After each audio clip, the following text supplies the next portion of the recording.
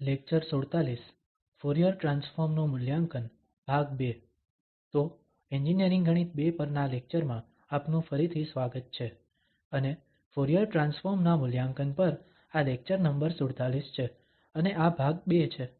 ઘાતાંકીય અથવા Dirac delta functions વગેરે જેવા જુદા જુદા ઘણા ફંક્શન્સ ના મૂલ્યાંકન વિશે આપણે પહેલાથી જ ભાગ 1 માં ચર્ચા કરી છે.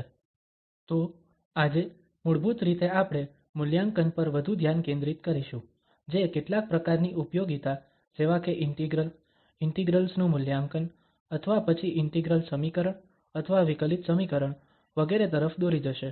તો આ મુખ્યત્વે ઇન્ટિગ્રલ્સ ના મૂલ્યાંકન અને ઇન્ટિગ્રલ ઉકેલવા અને વિકલિત સમીકરણો પર ધ્યાન કેન્દ્રિત કરશે. આ વિચાર અહીં સમજાવવામાં આવશે.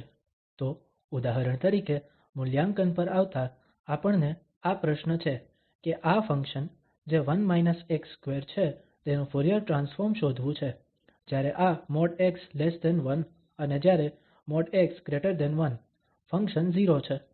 એકવાર આ ફંક્શન નું ફુરીયર ટ્રાન્સફોર્મ મળે પછી આપણે આ નીચેના ઇન્ટિગ્રલ નું મૂલ્યાંકન કરીશું. આ ઇન્ટિગ્રલ નું મૂલ્ય જેથી તે એક પ્રકારની ઉપયોગિતા છે. આ ફુરીયર ટ્રાન્સફોર્મ ને આવા પ્રકારના જટિલ ઇન્ટિગ્રલ નું મૂલ્યાંકન કરવું પડે છે. તો ઉકેલ પર આવતા તો આપણે પ્રથમ આપેલ ફંક્શન ના ફુરીયર ટ્રાન્સફોર્મ શોધીશું જેનો અર્થ છે કે આપણે આ ƒ ના ફુરીયર ટ્રાન્સફોર્મ ની વ્યાખ્યા લાગુ કરીશું જે આ ઇન્ટિગ્રલ eiαx ✕ f છે. તો આપણું ફંક્શન ફક્ત આ -1 થી 1 માટે વ્યાખ્યાયિત થયેલ છે. આ સિવાય તે 0 છે. તો ઇન્ટિગ્રલ -1 થી 1 નું સંકલન eiαx ✕ dx તરીકે સ્થાન લેશે. તો હવે આપણે આ ઇન્ટિગ્રલ નું મૂલ્યાંકન કરી શકીએ. તો આપણે આનું ભાગરૂપ સંકલન કરવું છે. તો પહેલા eiαx નું સંકલન થશે જેથી આપણી પાસે iα હોય અને પછી 1 x2 જેમ છે તેમ રહેશે અને પછી આપણે આ લિમિટ અહીં -1 થી 1 સુધી મૂકવી પડશે અને ત્યારબાદ આ બીજો ભાગ ફરીથી આપણી પાસે આ eiαx નું ઇન્ટિગ્રલ ભાગ છે અને પછી 1 x2 નું વિકલન છે જે -2x છે.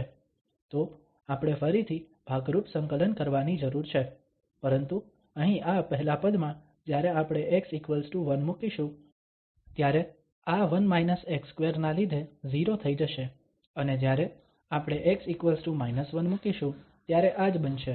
તો ફરી આ 0 બનશે. તો માત્ર બીજું પદ ટકી રહેશે અને આપણે ફરીથી આ ભાગરૂપ સંકલન લાગુ કરવું પડશે કારણ કે આપણી પાસે આ બીજા ફંક્શન માં x છે.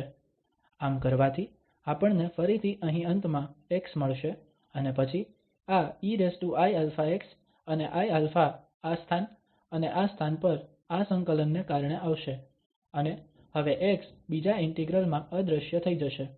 તો પ્રથમ ભાગમાં આપણી પાસે આ x છે અને પછી આપણે આ eiαx માટે -1 તરીકે મૂકવા તો x આ બે સ્થળોએ છે. તો પહેલા આપણે 1 મૂકીશું તો આપણી પાસે eiα અને પછી સાથે માઇનસ ચિહ્ન અને પછી -1 તો આપણી પાસે e iα અને પછી બીજા ઇન્ટિગ્રલ ને કારણે આપણે ફરીથી eiαxiα મેળવીશું અને પછી x ની લિમિટ -1 થી 1 છે. તો આનું વધુ સાદુરૂપ આપી શકાય છે અને આપણી પાસે ત્યાં એવા પદ છે જે પહેલા ભાગ માટે ફરીથી આ cosα મેળવવા માટે જોડાઈ શકે છે. જ્યારે આપણે 2 વડે ભાગીએ છીએ તો આપણે અહીં 2 વડે ગુણાકાર કરી શકીએ છીએ અને બીજા કિસ્સામાં પણ આપણી પાસે સમાન પરિસ્થિતિ છે. તો આ માઇનસ ચિહ્ન સાથે સાઇન ફંક્શન બનશે અને α દ્વારા વિભાજિત થશે. તો અહીં આપણી પાસે હવે આ αcosα sinα છે પરંતુ આ માઇનસ આપણે અહીં સમાવી લીધી છે તો આપણી પાસે −αcosα sinα છે. હવે આપેલ ફંક્શન નું આ ફુરીયર ટ્રાન્સફોર્મ છે અને તે યુક્તિ છે જે આપણે સામાન્ય રીતે વાપરીએ છીએ. તે આ ફુરીયર ટ્રાન્સફોર્મ નું કન્વર્જન્સ પ્રમેય છે અથવા બીજા શબ્દોમાં કહીએ તો હવે આપણે જે કહીએ છીએ તે આપણે આ ફંક્શન નું ઇન્વર્સ ફુરીયર ટ્રાન્સફોર્મ લઈશું અને પછી આપણે ઇચ્છિત ઇન્ટિગ્રલ્સ મેળવી શકીએ છીએ. તો આ ઇન્વર્સ ફુરીયર ટ્રાન્સફોર્મ માટેનું આ સૂત્ર હોવાથી અર્થ એ કે આપણે પાછા ƒ પર જઈશું અને આપણે પહેલેથી જ જાણીએ છીએ ƒ અને અહીં સૂત્રમાં ƒ નું ફુરીયર ટ્રાન્સફોર્મ દેખાશે અને પછી e−iαx dα. તો આ સૂચવે છે કે આપણી પાસે આની બરાબર ƒ છે. આપણે પહેલેથી જ અહીં આપેલ ફુરીયર ટ્રાન્સફોર્મ જાણીએ છીએ જેથી આપણે તેને આ સ્થાને બદલી શકીએ તો આપણી પાસે 4√2π છે કારણ કે તે √2π છે અને પછી 1√2π આ ફુરીયર ટ્રાન્સફોર્મ ને કારણે આવશે. તો આપણી પાસે 2π અને પછી −αcosαsinαα3 અને પછી આ પરિબળ e−iαx dα છે. તો આ ઇન્ટિગ્રલ છે જેનું આ મૂલ્ય ƒ છે અને આ ફુરીયર ટ્રાન્સફોર્મ ની મદદથી આવા ઇન્ટિગ્રલ્સ મેળવવાની પ્રેરણા છે અને પછી આ ઇન્વર્સ ફુરીયર ટ્રાન્સફોર્મ લેવાથી આપણે આ ઇન્ટિગ્રલ ની કિંમત આ ƒ તરીકે મેળવી શકીએ છીએ. તો હવે આપણે આનું વધુ સાદુરૂપ આપી શકીએ કારણ કે આ 2π બીજી બાજુ જઈ શકે છે. તો આપણી પાસે હવે આ π2 ✕ ƒ હવે જમણી બાજુ છે અને પછી આ ઇન્ટિગ્રલ ∞ થી ∞ નું સંકલન −αcosαsinαα3 cosαx dα આનું મૂલ્ય π2 ✕ ƒ હશે. હવે આ ƒ નું મૂલ્ય બદલીને કારણ કે ફંક્શન આપણા માટે જાણીતું છે તો મૂળભૂત રીતે આપણી પાસે આ ઇન્ટિગ્રલ મૂલ્ય π2 ✕ છે અને અન્યથા તે 0 છે. જો x −1 અને 1 ની વચ્ચે છે તો આપણે આ π2 ✕ નો ઉપયોગ કરીને ઇન્ટિગ્રલ ની કિંમતની ગણતરી કરી શકીએ છીએ અને જ્યારે તે રેન્જ ની બહાર આવે છે ત્યારે આ 0 છે. તો પ્રશ્નમાં આ પૂછવામાં આવ્યું હતું કે આ 0 થી ∞ નો સંકલન −xcosx sinxx3 cosx2 dx ની કિંમત શું છે? તો આ ઇન્ટિગ્રલ બરાબર એ જ રીતે ઇન્ટિગ્રલ સમાન છે જે આપણી પાસે અહીં ડાબી બાજુ છે.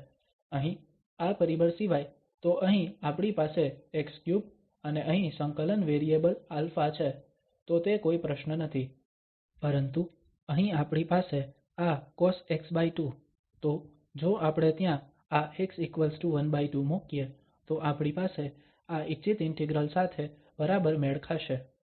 તો આ રેન્જ માં x12 અને x12 આવેલું છે તેનો અર્થ એ કે આપણે આ π2 ✕ થી આપણા ઇન્ટિગ્રલ નું મૂલ્યાંકન કરવું પડશે.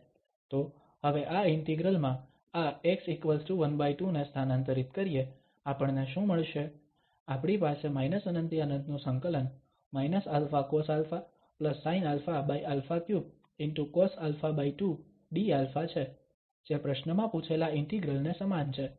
અને પછી જ્યારે આપણે x12 ને બદલીએ છીએ તો તે હવે આ મૂલ્ય બરાબર છે તો તે π2 ✕ છે. તો તે 3π8 બનશે કારણ કે આ 3/4 છે અને પછી 4 × 2 8 આપણી પાસે આ 8 છે. તો આ ઇન્ટિગ્રલ ની કિંમત અહીં 3π8 છે અને પ્રશ્નમાં તે જ ઇન્ટિગ્રલ પૂછ્યું હતું ફક્ત આ તફાવત આ α માટે 0 થી ∞ છે.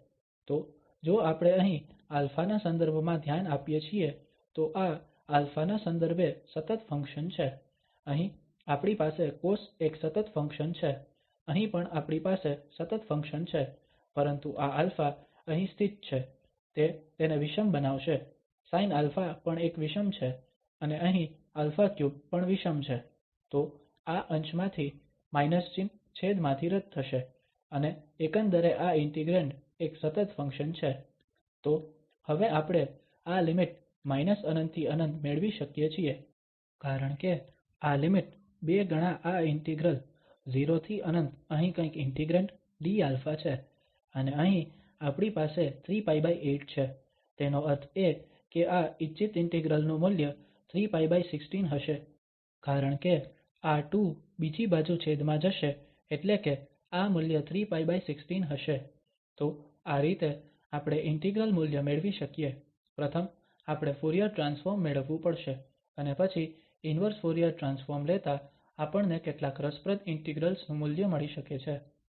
તો બીજા પ્રશ્ન પર આવી રહ્યા છીએ, જ્યાં આપણે આ ƒ નું ફુરીયર ટ્રાન્સફોર્મ શોધીશું, જે આ પલ્સ ફંક્શન તરીકે વ્યાખ્યાયિત થયેલ છે. તો |x|a માટે આપણી પાસે 1 છે, |x|a માટે આપણી પાસે 0 છે, અને પછી એકવાર ફુરીયર ટ્રાન્સફોર્મ મળે છે, આપણે આ વિવિધ રસપ્રદ ઇન્ટિગ્રલ્સ નું મૂલ્યાંકન કરીશું. આપણે પહેલાના લેક્ચરમાં પહેલાથી જ કર્યું છે કે આવા લંબચોરસ ફંક્શન નું ફુરીયર ટ્રાન્સફોર્મ 2√2π sinαα દ્વારા આપવામાં આવે છે. તો હવે આપણે આ પરિણામનો ઉપયોગ કરીશું. આપણે ફરીથી મૂલ્યાંકન કરવાની જરૂર નથી, અને પછી આપણે આ ઇન્વર્સ ફુરીયર ટ્રાન્સફોર્મ લાગુ કરી શકીએ છીએ. તો તે જ યુક્તિ જે આપણે પહેલાના ઉદાહરણમાં કર્યું છે. તો આપણી પાસે આ ઇન્ટિગ્રલ ની બરાબર ƒ છે, જ્યાં આ ઇન્ટિગ્રલ 1√2π ✕∞ ∞fe iαx dα હશે, જ્યાં આ ફુરીયર ટ્રાન્સફોર્મ આવશે અને પછી e iαx dα. તો હવે આ હોવાથી આપણે આ √2π ને બીજી બાજુ લઈ શકીએ છીએ, જેથી તે મૂલ્ય હોય અને આપણે પહેલાથી જ ફંક્શન ની કિંમત જાણીએ છીએ. તો આપણે અહીં 1 અને 0 x ને આધારે બદલી લીધું છે, અને હવે આપણે આ ƒα ને ત્યાં બદલી શકીએ છીએ. તો ƒα એ 2√2π sinαα હતું. તો આને આ ઇન્ટિગ્રલ માં અત્યારે સ્થાનાંતરિત કરીને અને ત્યાં આ ઘાતાંક હોવાથી cosαx isinαx dα ના પદમાં આપણી પાસે આ ઇન્ટિગ્રલ છે. તો આ ƒα છે, અને પછી આપણે eiαx cosαx isinαx dα તરીકે લખ્યું છે. જ્યારે આ ઇન્ટરવલ માં આ x હોય ત્યારે મૂલ્ય √2π અને 0 હોય છે. હવે આપણે આ ઇન્ટિગ્રલ ને આ વાસ્તવિક અને કાલ્પનિક ભાગોમાં વહેંચી શકીએ છીએ. તો આપણી પાસે આ બે ઇન્ટિગ્રલ્સ મૂળભૂત છે. પ્રથમ એક વાસ્તવિક આપે છે, અને બીજું આ કાલ્પનિક શુદ્ધ કાલ્પનિક મૂલ્ય છે i સાથે, અને આપણે ફરીથી અહીં સાદુરૂપ આપેલ છે, કારણ કે √2π હવે આપણને અહીં બરાબર π આપી શકે છે. તો અહીં આપણી પાસે √2π છે, તો √2π રદ થઈ જાય છે, અને પછી આપણી પાસે આ π બીજી બાજુ છે. ઠીક છે. તો હવે આ હોવાથી π અને 0 ની જેમ બે ઇન્ટિગ્રલ નું આ સંયોજન, પૂછવામાં આવ્યું હતું કે આ 0∫∞ sinαa cosαxα dα નું મૂલ્ય શું છે. અને જો આપણે જોઈએ તો અહીં આ વાસ્તવિક ભાગ છે, આપણી પાસે બરાબર sinαa cosαxα છે, અને પછી dα. તો આપણે આ વાસ્તવિક ભાગને જમણી બાજુની સમાન કરીશું, કારણ કે આપણે જાણીએ છીએ કે આ ઇન્ટિગ્રલ્સ નું મૂલ્ય π અથવા 0 છે. તો જમણી બાજુ એક વાસ્તવિક સંખ્યા છે, તો ડાબી બાજુ પ્રથમ ઇન્ટિગ્રલ આ π અને 0 ની સમાન હોવું જોઈએ. બીજો એક જટિલ ભાગ કાલ્પનિક ભાગ 0 બનશે. તો હવે આપણે આ વાસ્તવિક ભાગને સમાન કરી રહ્યા છીએ. તો 0∫∞ sinαa cosαxα dα ની કિંમત ફરી અહીં સમાન છે. π અને 0 જ્યારે આપણી પાસે હોય ત્યારે |x|a અને |x|a. તો બીજો સવાલ એ હતો કે આ ઇન્ટિગ્રલ 0∫∞ sinαa dα નું મૂલ્ય શું છે, જેથી આપણે આમાંથી જ બરાબર તારણ કાઢી શકીએ. આપણે આને a અને x સેટ કરવું પડશે, જેથી આપણે આ ઇચ્છિત ઇન્ટિગ્રલ મેળવી શકીએ. તો જો આપણે અહીં આ x0 અને a1 ને સેટ કરીએ છીએ, તો a1 આપણને અહીં sinα આપશે, અને x0 આ cosαx ને 1 બનાવશે. તો આપણને આ ઇચ્છિત ઇન્ટિગ્રલ અહીં મળશે ∞∫∞ sinαaα dα બરાબર π. કારણ કે અહીં આ ક્ષેત્રમાં આ x આવી રહ્યો છે, x 0 અને a 1 છે, તો આ |x|a. તો આપણી પાસે આ ઇન્ટિગ્રલ છે, અને તે 0 થી ∞ સુધી પૂછવામાં આવ્યું હતું. તો આ ઇન્ટિગ્રેંડ કોઈપણ રીતે એક સતત ફંક્શન છે. તો આપણે ફક્ત આ કરી શકીએ છીએ આપણે ઇન્ટિગ્રલ ના આ ગુણધર્મનો ઉપયોગ કરી શકીએ છીએ તો 0∫∞ sinαaα dα π2. તો ત્રીજો પ્રશ્ન એ હતો કે 0∫∞ sin2xx2 dx અને આપણે પહેલાથી જ જાણીએ છીએ કે પ્રશ્નમાં આ ƒ છે અને તેના ફુરીયર ટ્રાન્સફોર્મ 2√2π sinαα હતું અને આ ઇન્ટિગ્રલ નું આ ઇન્ટિગ્રેંડ જોતા એવું લાગે છે કે આ અહીં વર્ગ કરવામાં આવી રહ્યો છે sin2α2 તો તે પાર્સેવલની ઓળખમાંથી બરાબર આવે છે જેની ચર્ચા આપણે પહેલાના લેક્ચરમાં પહેલેથી કરી છે તો તે પાર્સેવલની ઓળખ આ હતી ∞∫∞ ∞∫∞ ∞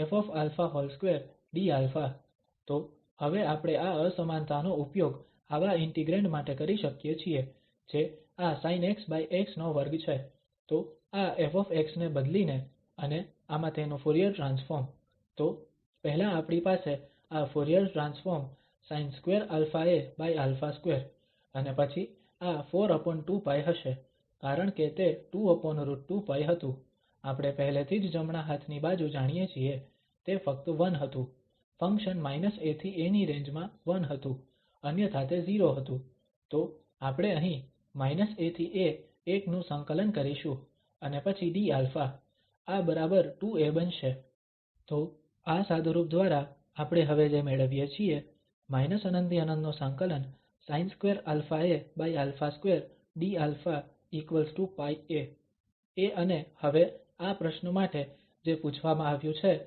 તે 0 થી ∞ માટે છે અને પછી આપણે મેળવીએ છીએ sin2α2 dα2 πa2 અને તે પછી આ મૂળભૂત રીતે 1 પર સેટ થયેલ છે તો આપણે ફક્ત આ 1 અને 1 ને બદલીને બંને બાજુથી તેને કાઢી શકીએ છીએ આ ઇન્ટિગ્રલ નું મૂલ્ય π2 તરીકે મળે છે હવે આ ઇન્ટિગ્રલ ની કેટલીક ઉપયોગિતા પર આવતા આંશિક વિકલિત સમીકરણો અને ઓછામાં ઓછા બે વધુ લેક્ચરો આ કેટલીક ઉપયોગિતા પર આધારિત આવશે જ્યાં આપણે મુખ્યત્વે આંશિક વિકલિત સમીકરણો જોઈશું પરંતુ અહીં ફક્ત આ વિચાર આપવા માટે અથવા શરૂ કરવા માટે કે આ સામાન્ય રૂપે કેવી રીતે ટ્રાન્સફોર્મ થાય છે અથવા ખાસ કરીને અહીં આ ફુરીયર ટ્રાન્સફોર્મ નો ઉપયોગ વિકલિત સમીકરણો અથવા ઇન્ટિગ્રલ સમીકરણો હલ કરવા માટે થાય છે તો આ વિચાર નીચે મુજબ છે તે આપણી પાસે પ્રશ્ન છે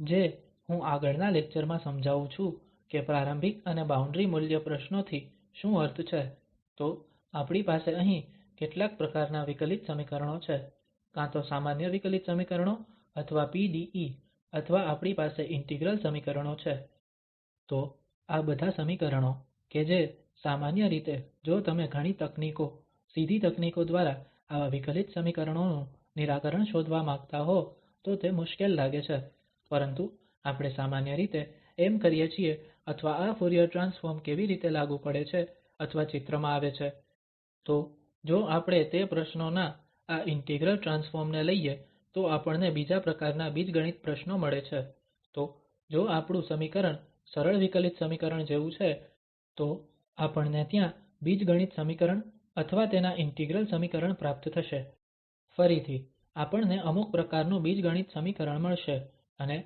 ઉદાહરણ માટે જો આપણી પાસે PDE હોય તો ત્યાં તેમનો ઓર્ડર પણ ઓછો થઈ જશે તો આપણને માત્ર ઓર્ડર નહીં મળે તો ઓછામાં ઓછા એક વેરિયેબલ ને દૂર કરવામાં આવશે જો ત્યાં બે સ્વતંત્ર વેરિયેબલ્સ છે એક આપણી પાસે અહીં વિકલિત હશે ફક્ત અન્ય વેરિયેબલ પરનું વિકલિત તો એક દૂર થશે તો તમે મૂળભૂત રીતે ODE મેળવશો જે PDE ની તુલનામાં હલ કરવો ખૂબ સરળ છે તો આ વિચાર છે કે એકવાર આપણે ઇન્ટિગ્રલ ટ્રાન્સફોર્મ લીધા પછી આપણને એક પ્રશ્ન આવે છે જે હવે જુદા ક્ષેત્રમાં છે પરિવર્તિત ક્ષેત્ર પરંતુ તે હલ કરવામાં ખૂબ જ સરળ છે તો સામાન્ય રીતે બીજગણિત સમીકરણ અથવા ODE અને પછી આપણે તેનો ઉપયોગ કરી શકીએ તો એકવાર આપણને તે સરળ પ્રશ્નોનું સમાધાન મળી જાય પછી આપણે મૂળ પ્રશ્નનું સમાધાન મેળવવા માટે ઇન્વર્સ ટ્રાન્સફોર્મ નો ઉપયોગ કરી શકીએ તો આપણે પહેલા ટ્રાન્સફોર્મ લાગુ કરવું પડશે પછી રૂપાંતરિત વેરિયેબલ માં ઉકેલ મેળવવા માટે તેનું કંઈક સાદુરૂપ આપવું પડશે અને પછી મૂળ ઉકેલમાં પાછા જવા માટે આપણે ઇન્વર્સ ટ્રાન્સફોર્મ લેવું પડશે. તો આ વિચાર ઉદાહરણ વડે સમજાવવામાં આવશે. ઉદાહરણ તરીકે આ ઇન્ટિગ્રલ સમીકરણ આપણે ઉપયોગ કરવા માંગીએ છીએ તે ખૂબ જ સરળ છે. તો આપણી પાસે −∞ ∞ ƒ−u du છે અને જમણી બાજુ તે 1x21 છે. તો ડાબી બાજુ આ ઇન્ટિગ્રલ જોતા આ આપણને કોન્વોલ્યુશન ઇન્ટિગ્રલ તરીકે યાદ અપાવે છે. તો આ મૂળભૂત રૂપે કોન્વોલ્યુશન ઇન્ટિગ્રલ છે અને જેમ આપણે અવલોકન કરીએ છીએ કે ત્યાં કોન્વોલ્યુશન ઇન્ટિગ્રલ છે, આ ફુરીયર ટ્રાન્સફોર્મ આ ઇન્ટિગ્રલ ને દૂર કરવાના હેતુ માટે કામ કરે છે. તો જો આપણે કોન્વોલ્યુશન પ્રમેય લાગુ કરીએ તો આપણે અહીં √2π મેળવીશું આ ƒ નું ફુરીયર ટ્રાન્સફોર્મ અને પછી જમણી બાજુ આપણી પાસે 1x21 નું ફુરીયર ટ્રાન્સફોર્મ છે. તો કારણ કે આપણને હવે 1x21 ના ફુરીયર ટ્રાન્સફોર્મ ની જરૂર છે, તો આ મેળવવા માટે જો આપણે પાછલા લેક્ચરમાંથી યાદ કરીએ તો e−x નું ફુરીયર ટ્રાન્સફોર્મ 2 1 α2 હતું અને આ 1√2π દ્વારા ગુણાકાર થયો. તો જો આપણે ઇન્વર્સ ફુરીયર ટ્રાન્સફોર્મ લઈએ તો આપણે અહીં e−x 1√2π ✕ 1√2π ✕ ∞∫∞ 2 1α2 ✕ e−iαx dα મેળવીએ છીએ. તો આપણે આ 2π ને બીજી બાજુ લઈ જઈ શકીએ છીએ. તો આપણી પાસે અહીં 2π છે અને પછી આ પણ 2 છે. તો આપણે આ 1√2π અહીં રાખીશું અને પછી √2π બીજી તરફ જઈ શકીએ છીએ. તો આપણી પાસે √π2 e−x અને પછી આ ઇન્ટિગ્રલ. તો હવે વિચાર એ છે કે આપણે 1x2 નું ફુરીયર ટ્રાન્સફોર્મ મેળવવા માંગીએ છીએ. તો અહીં આ સ્વરૂપ 1x2 આવી રહ્યું છે અને પછી આપણે તેને આગળના ફુરીયર ટ્રાન્સફોર્મ જેવો બનાવીશું. પહેલા આપણે આ x ને સમીકરણની બંને બાજુ −x દ્વારા બદલીશું. તો અહીં તે કોઈપણ રીતે નિરપેક્ષ કિંમત છે, તો કંઈ પણ બદલાશે નહીં. જમણી બાજુ iαx બનશે અને હવે તે જ વિચાર છે કે આપણે આ 1x2 નું ફુરીયર ટ્રાન્સફોર્મ મેળવી શકીએ. તો ફરીથી આપણે x ને α વડે અને α ને x વડે બદલી શકીએ છીએ. આપણી પાસે આ સમીકરણ અહીં છે અને જમણી બાજુ આપણને બરાબર 1x2 નું ફુરીયર ટ્રાન્સફોર્મ આપે છે. તો 1x2 નું ફુરીયર ટ્રાન્સફોર્મ એ √π2 e−α છે. તો હવે પાછા સમીકરણ પર આપણું સમીકરણ √2π હતું અને ƒ નું ફુરીયર ટ્રાન્સફોર્મ અને ƒ નું ફુરીયર ટ્રાન્સફોર્મ અને જમણી બાજુ 1x2 નું ફુરીયર ટ્રાન્સફોર્મ હતું. અને અહીં આપણી પાસે આ આખા નો વર્ગ. તો ƒ ના ફુરીયર ટ્રાન્સફોર્મ નો આખા નો વર્ગ 1√2π √π2 e−α ની બરાબર છે. અને પછી આપણે આ ગણતરીનો ઉપયોગ કરી શકીએ છીએ કે 1x2 ના ફુરીયર ટ્રાન્સફોર્મ √π2 e−α છે અને પછી આપણે આ વર્ગ દૂર કરી શકીએ છીએ. તો આપણી પાસે ƒ નું ફુરીયર ટ્રાન્સફોર્મ 1√2 e−α2 તરીકે છે અને √π પહેલેથી જ રદ થઈ ગયું છે. તો આપણી પાસે e ની ઘાત છે અને પછી અહીં પણ આપણી પાસે અડધી ઘાત હોવી જોઈએ જેનો અર્થ છે −α2.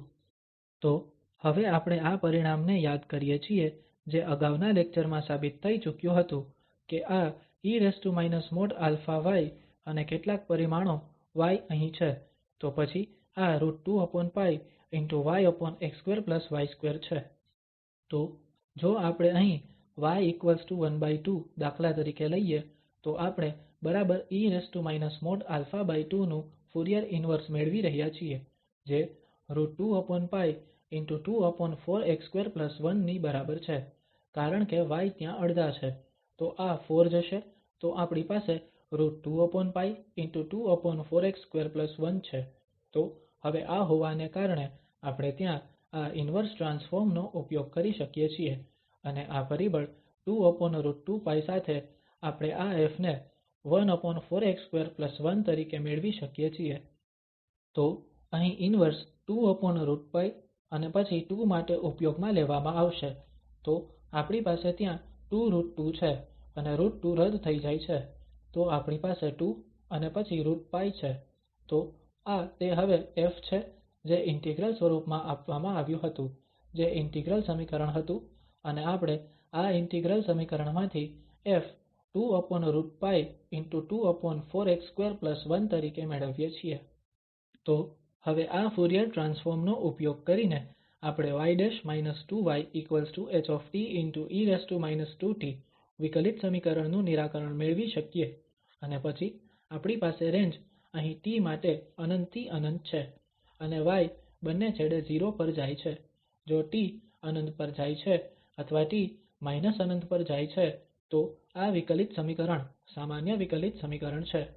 આ વિચાર સમાન છે જો આપણી પાસે વિકલિત સમીકરણ હોય તો વિચાર એ જ રહેશે તો આપણે ફક્ત આ એક પ્રશ્ન અહીં દર્શાવીએ છીએ. આ લેક્ચરમાં આપણે જે મુખ્ય ઉપયોગિતા વિશે ચર્ચા કરીશું તે આંશિક વિકલિત સમીકરણને હલ કરવા માટે છે જે સંલગ્ન શરતો કે જેને આપણે બાઉન્ડ્રી શરતો અથવા પ્રારંભિક શરતો કહીએ છીએ. તો તેના પર બે સમર્પિત લેક્ચરો હશે. તો અહીં આ વિકલિત સમીકરણો પર વિચાર પ્રદર્શિત થશે અને આપણે ઘણા અન્ય વિકલિત સમીકરણોનો ઉપયોગ કરી શકીએ છીએ. તો કોઈપણ સંજોગોમાં આપણે એ કરવાનું છે આપણે આ આપેલ વિકલિત સમીકરણ પર ફુરીયર ટ્રાન્સફોર્મ લાગુ કરવું પડશે. તો અહીં ડેરિવેટિવ ના ફુરીયર ટ્રાન્સફોર્મ ને લાગુ કરવાથી ફુરીયર ટ્રાન્સફોર્મ પાછળનો આ વિચાર છે કારણ કે તમને યાદ છે કે ફુરીયર ટ્રાન્સફોર્મ માટેનું ડેરિવેટિવ પ્રમેય તે હતું કે ફુરીયર ટ્રાન્સફોર્મ ને આપણે ફંક્શન ના ડેરિવેટિવ માં લાગુ કર્યા પછી તે ડેરિવેટિવ ને દૂર કરી શકે છે. તો જો આપણે અહીં આ ફુરીયર ટ્રાન્સફોર્મ લાગુ કરીએ તો શું થશે? તો આપણે iα2y મેળવીએ છીએ. y s y નું ફુરીયર ટ્રાન્સફોર્મ અને જમણી બાજુ પર પણ આ 1√2π ✕ 2iα આવશે જે આપણે પહેલા કર્યું છે કે જેથી તે H e−2t નું ફુરીયર ટ્રાન્સફોર્મ છે.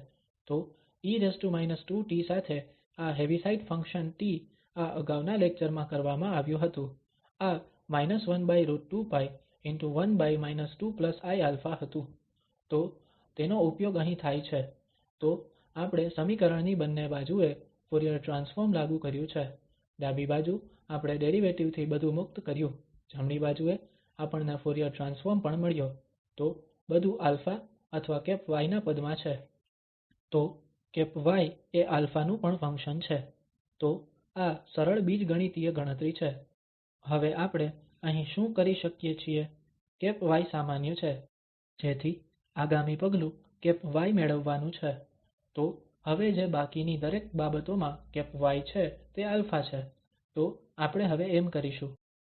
તો આને હલ કરવા આપણી પાસે y −1√2π ✕ 1/4α2 છે કારણ કે આ બાજુથી પણ આપણી પાસે 2iα છે. અહીં આપણી પાસે આ 2 iα છે. જો આપણે આ માઇનસ ચિહ્નને ત્યાં ભેગી કરીએ તો આપણી પાસે આ y માં 4α2 છે. તો એકવાર આપણી પાસે y માટે અભિવ્યક્તિ થઈ ગયા પછી આપણે ફુરીયર ઇન્વર્સ લેતા અંતિમ પગલા પર જવું પડશે. તો આપણે અહીં ફુરીયર ઇન્વર્સ લઈ શકીએ છીએ અને ફરી યાદ કરીએ કે e−a|t નું ફુરીયર ઇન્વર્સ આ સૂત્ર દ્વારા આપવામાં આવ્યું હતું અને હવે આપણે આનું ફુરીયર ઇન્વર્સ મેળવવા માંગીએ છીએ.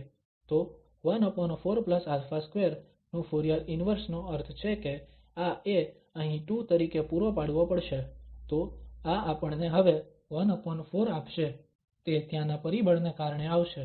તો 4 છે તો આ 1/4 માઇનસ ચિહ્ન સાથે આવશે કારણ કે માઇનસ ચિહ્ન છે અને e−2|t.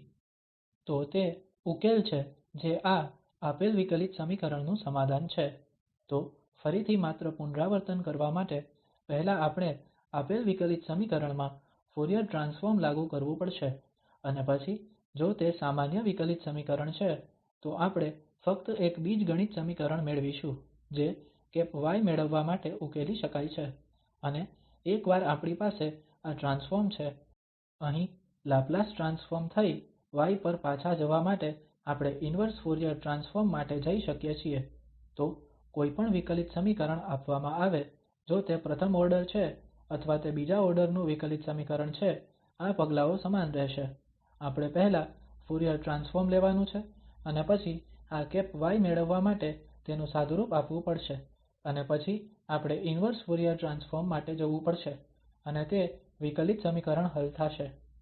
તો આ સંદર્ભો આપણે આ લેક્ચર તૈયાર કરવા માટે ઉપયોગમાં લીધા છે, અને ફક્ત આજના લેક્ચરમાં તારણ કાઢવા માટે આપણે આ ફુરીયર ટ્રાન્સફોર્મ ની વિવિધ ઉપયોગિતાની ચર્ચા કરી છે, ખાસ કરીને ઇન્ટિગ્રલ્સ ના મૂલ્યાંકન માટે તેનો ઉપયોગ કેવી રીતે કરવો, અને વિચાર એ હતો કે આપણે આપેલ ફંક્શન ના ફુરીયર ટ્રાન્સફોર્મ પર લાગુ કરીશું, અને પછી તેના ઇન્વર્સ ટ્રાન્સફોર્મ લઈને આપણને ઘણા રસપ્રદ ઇન્ટિગ્રલ્સ મળશે, જે આપણે આ લેક્ચરમાં પણ દર્શાવ્યા છે.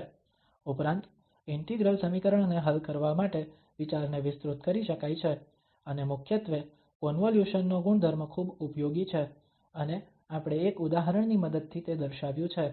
અને તે પછી આપણે અહીં ટૂંકમાં સમજાવ્યું છે કે આપેલ વિકલિત સમીકરણમાં કેવી રીતે લાગુ કરવું, જો તે ફુરીયર ટ્રાન્સફોર્મ ની ઉપયોગિતા પછી જ સામાન્ય વિકલિત સમીકરણ છે. તો આપણને બીજગણિત સમીકરણ મળશે, જે આ y પ્રાઇમ માટે ઉકેલી શકાય છે, અને પછીથી આપણે ઉકેલ y પર પાછા આવવા માટે ખરેખર આ y નું ઇન્વર્સ ફુરીયર ટ્રાન્સફોર્મ લઈ શકીએ છીએ. તો આ લેક્ચર માટે આટલું જ, અને તમારી એકાગ્રતા બદલ હું આભાર માનું છું.